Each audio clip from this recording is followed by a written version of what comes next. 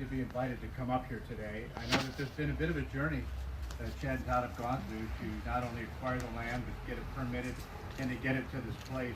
And for the folks at Bayland, I congratulate you on all the effort that's been put in so far.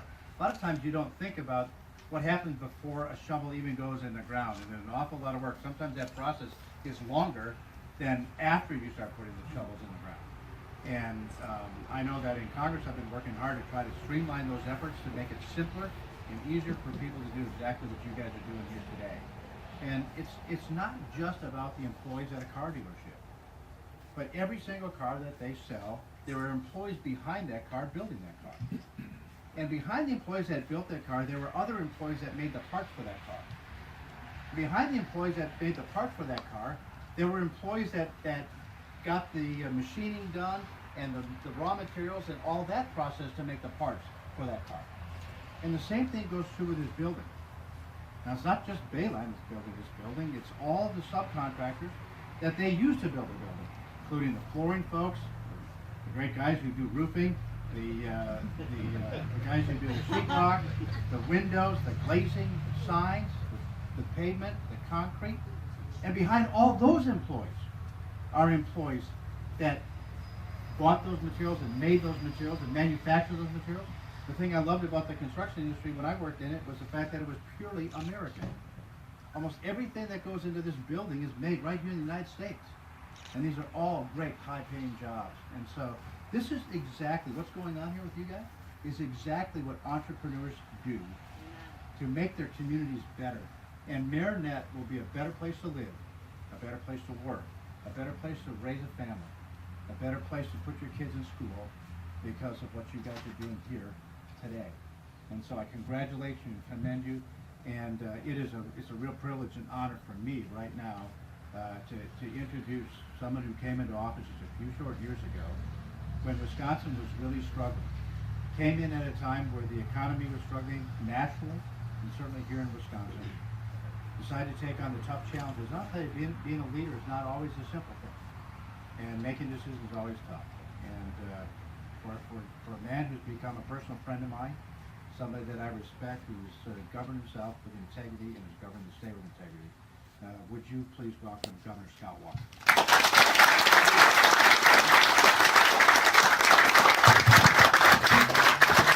Thanks. Don't clap too much, it's hot. Right, well, first of all, thanks to all of you for coming out to celebrate this REIT. Thank you, Congressman Ribble. You are a great leader, not only for this district, but for the country. He's really stepped up and just in a couple short years has really been a preeminent leader in terms of trying to bring some sanity, some common sense. I think it comes out of having come out of a private sector background. And so when you mentioned not only for this dealership, but for Bayland and everybody else involved with it, you understand what it takes and appreciate that leadership.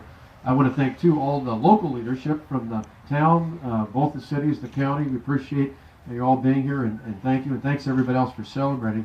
And Chad and Todd, thank you, not just for inviting us here today, but thank you for your commitment to this community, to Koehne, to the state of Wisconsin. We're excited about it. We said, when I was first elected, a lot of times politicians are at a podium like this on election night and they have one of their banners on the front and they have a banner behind. That particular night, if you remember, on November 2nd, 2010, we actually put something different up. My staff asked me, what should we put? I said, well, the election's over as of 8 o'clock that night, so I want something that reflects the next step. And so we put a sign up here and a sign up behind us that said, Wisconsin's open for business.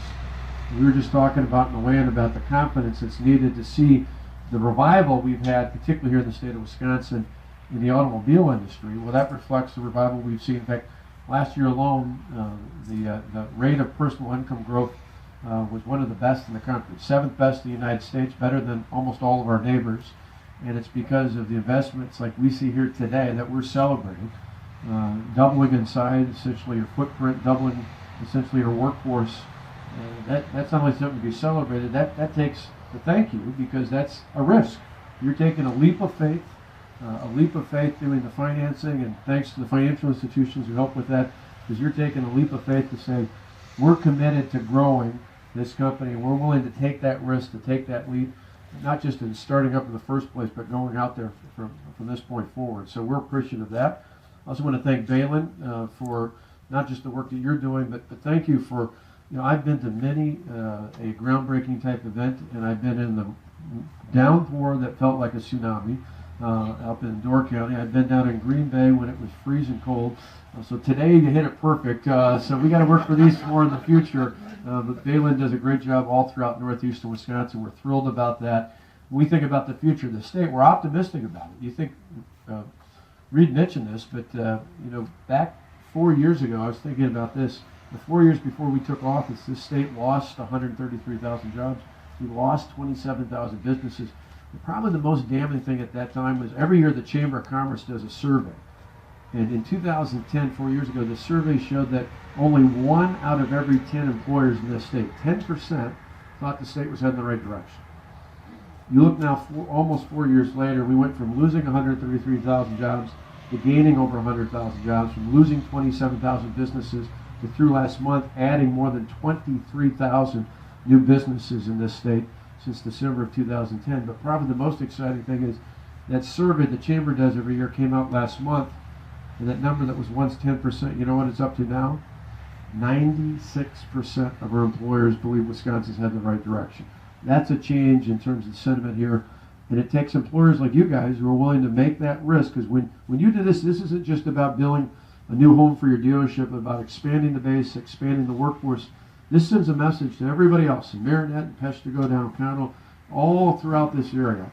This sends a message that says, you know what? They're expanding. Maybe it's time we look at growing. Maybe it's time we look at expanding. Maybe it's time to take that leap of faith as well. And that's what gets the ball going. It's consumer confidence doesn't just happen solely within yourself or your home.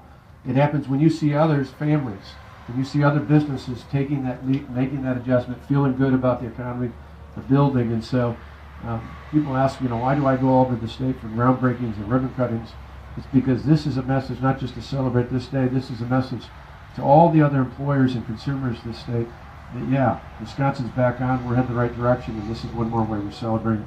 Thank you guys for making this possible.